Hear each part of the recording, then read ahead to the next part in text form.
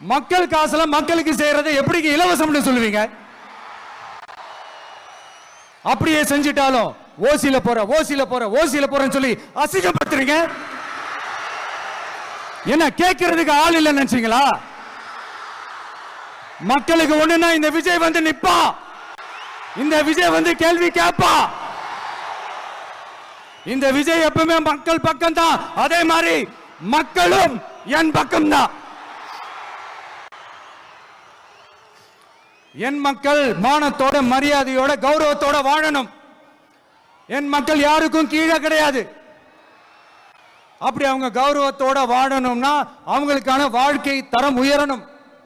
வாழ்க்கை தரம் உயரணும்னா அவங்களோட வாழ்வாதாரம் உயரணும். வாழ்வாதாரம் உயர்ந்தாதான் பொருளாதாரம் உயரும்.